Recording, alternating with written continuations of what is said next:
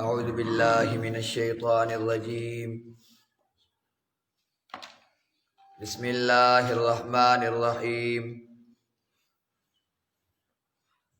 سبحانک لا علم لنا الا ما علمتنا انک انت العلیم الحکیم تبارک الذی بیدہ الملک وہو علی کل شیء قدیر الذي خلق الموت والحياة ليبلوكم أيكم أحسن عملا وهو العزيز الغفور۔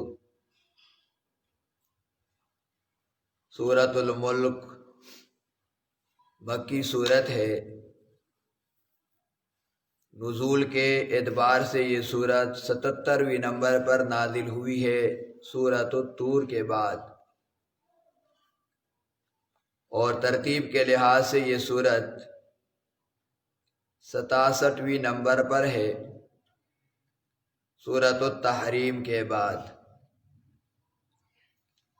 ربط اس سورت کا گزشتہ سورت کے ساتھ یہ ہے کہ سورۃ التحریم میں ترغیب الی الانفاق کا بیان تھا، اور سورۃ الملک میں نفی ہے شرک فی البرکت کی، کہ برکت ڈالنے والی ذات اللہ تعالیٰ کی ہے۔ مطلب یہ کہ تم اللہ کے راستے میں مال لگاؤ گے تو اللہ تعالیٰ اس مال میں برکت عطا فرمائے گا، وہ مال بڑھے گا، کم نہیں ہوگا۔ اس لیے اس صورت کو اس کے بعد لایا گیا۔ اسی طرح گزشتہ صورت میں قرآن مجید نے تخویف اخروی ذکر کیا تھا منکرین کے لیے، تو اس صورت میں بھی قیامت کی وہ حالت قرآن ذکر کرتا ہے، کلما القی فیہا فوج سألہم خزنتہا الم یأتکم نذیر۔ جب ان لوگوں کو جہنم کے پاس لے جایا جائے گا تو فرشتہ ان سے پوچھے گا کیوں تمہارے پاس کوئی ڈرانے والا نہیں آیا تھا؟ قالوا بلا قد جاءنا نذیر، تو کہیں گے ہاں آئے تھے ہمارے پاس ڈرانے والے، لیکن فکذبنا وقلنا ما نزل اللہ من شیء، ہم نے ان کو جھٹلایا اور ہم نے کہا تھا کہ اللہ نے کوئی چیز بھی نازل نہیں کی۔ تو قرآن جھٹلانے کی وجہ سے آج ہم جہنم میں آ گئے۔ اس وجہ سے اس صورت کو سورہ تحریم کے بعد لایا گیا ہے۔ دعویٰ اس صورت کا اور خلاصہ اس صورت کا، اس صورت کے اندر دلائل عقلیہ قرآن بیان کرتے ہیں توحید پر، اور نفی ہے شرک فی البرکت کی، نفی ہے شرک فعلی کی۔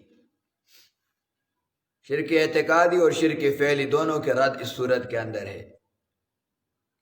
اور یہی وجہ ہے کہ نبی علیہ الصلاۃ والسلام روزانہ رات کو سونے سے پہلے سورۃ السجدہ اور سورۃ الملک کی تلاوت لازمی کیا کرتے تھے۔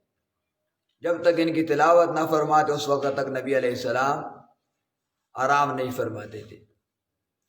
اس کی وجہ یہ ہے کہ سورۃ السجدہ میں نفی شرک اعتقادی کی، اور سورۃ الملک میں نفی شرک فعلی کی، تو دونوں پڑھ کے سوتے تھے، دونوں کا رد کر کے سوتے تھے، شرک اعتقادی کی بھی اور شرک فعلی کا بھی۔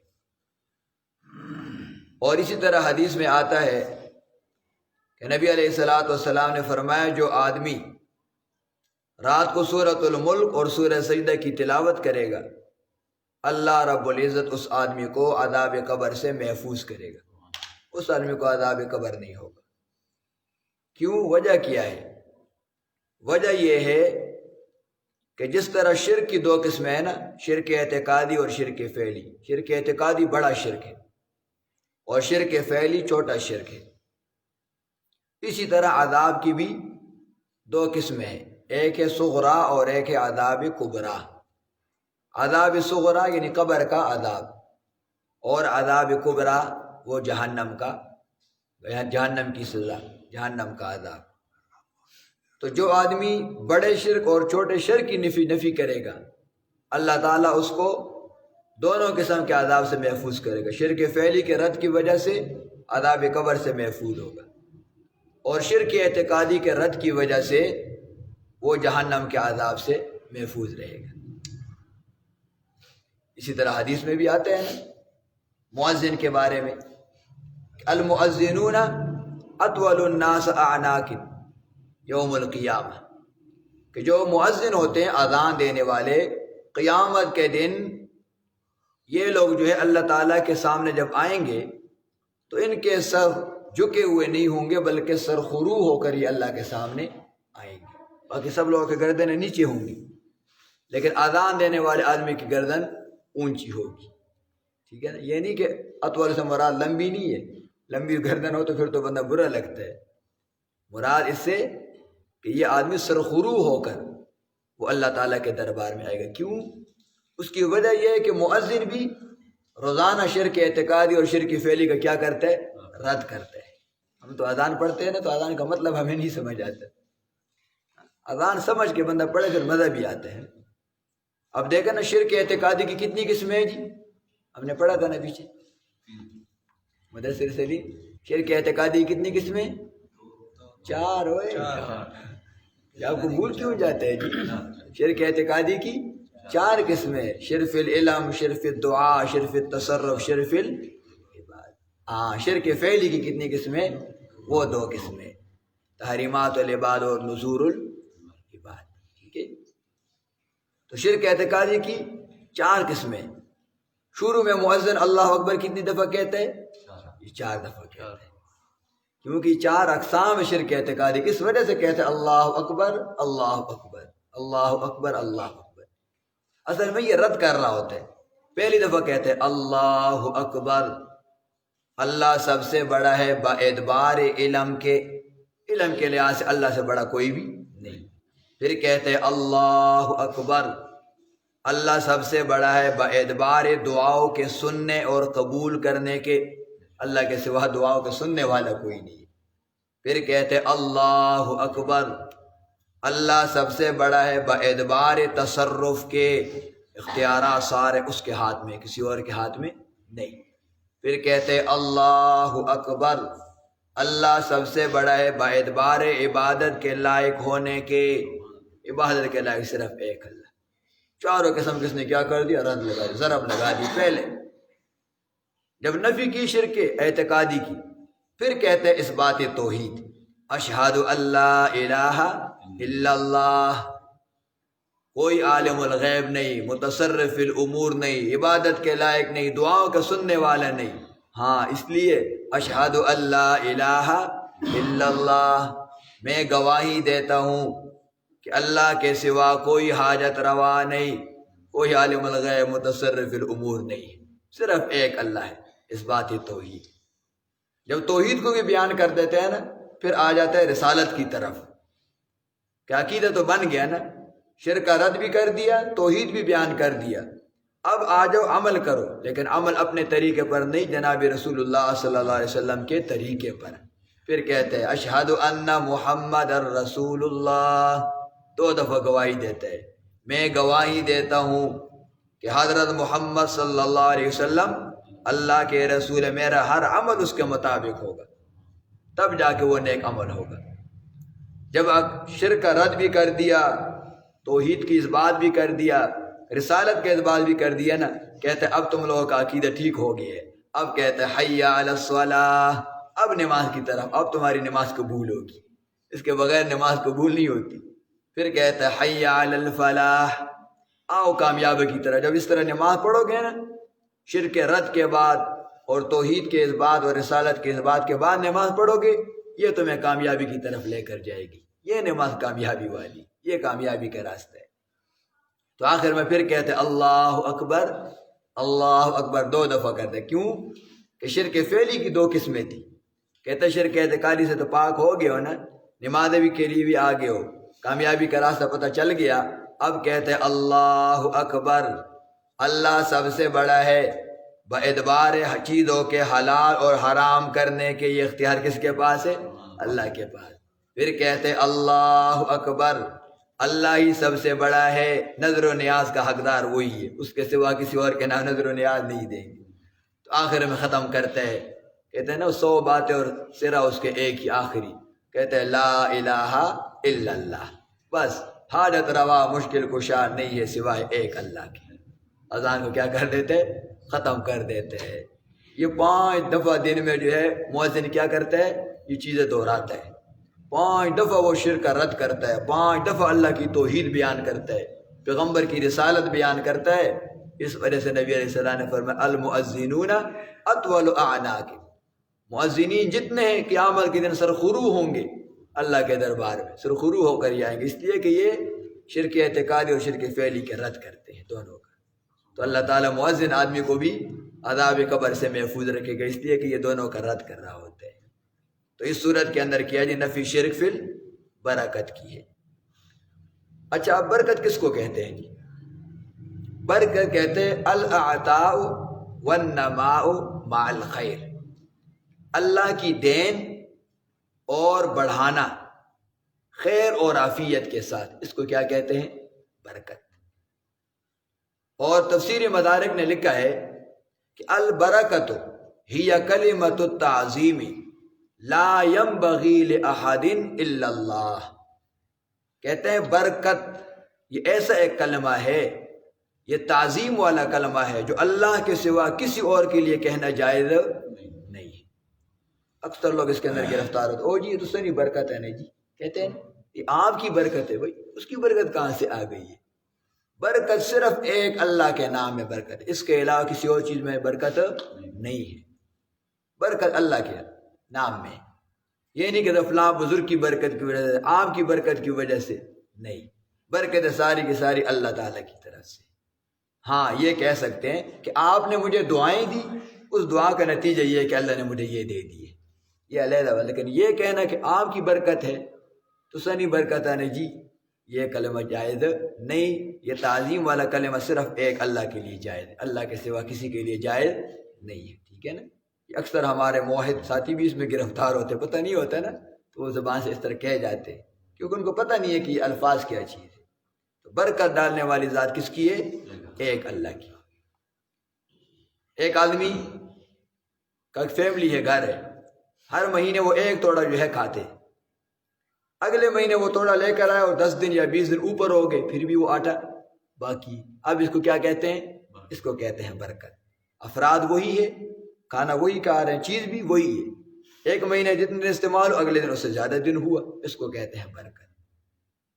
تھوڑی سی چیز ہو اور اس تھوڑی چیز کے اوپر آپ کی ساری ضروریات پوری ہو جائے، اس کو کہتے ہیں برکت۔ آگے سمجھ جی؟ تو ہی کلمۃ التعظیم لا ينبغی لأحد الا اللہ، برکت جو ہے یہ تعظیمی کلمات ہے، اللہ کے سوا کسی اور کے لیے کہنا جائز نہیں ہے۔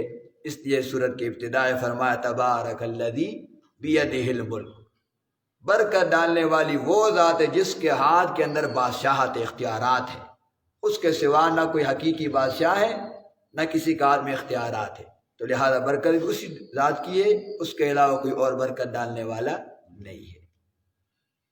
فرمایا تبارک الذی بیدہ الملک، برکت ڈالنے والی وہ ذات ہے جس کے ہاتھ میں اختیارات ہے، وہو علی کل شیء قدیر، اور وہی اللہ ہے ہر چیز پر قدرت والا۔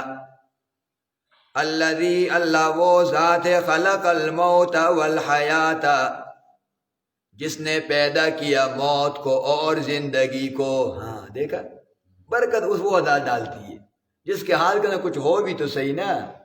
اب زندگی اور موت کا اختیار کس کے پاس ہے؟ اللہ کے پاس ہے، تو لہذا برکت بھی اس کے ہاتھ میں، اس کے سوا کسی اور کے اختیار میں نہیں ہے۔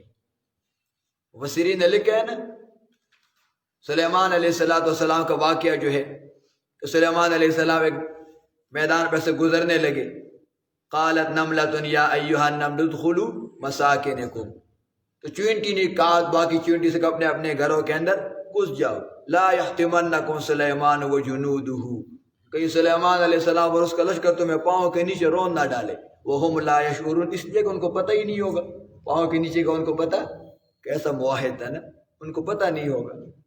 فرماتے سلیمان علیہ السلام کے کانوں میں اللہ نے اس کی بات پہنچا دی، تو سلیمان علیہ السلام نے اس کو پکڑا اور پھر مسکرائے کہ یا اللہ آج تو نے ایک اور انعام کیا، پہلے جنات میں میری حکومت تھی، ہواؤں پہ، انسانوں پر، پرندوں کی بولی آتی تھی، آج تو نے مجھے چینٹی کی باتیں بھی سنا دی، اتنے ایک اور انعام میرے اوپر کر دی۔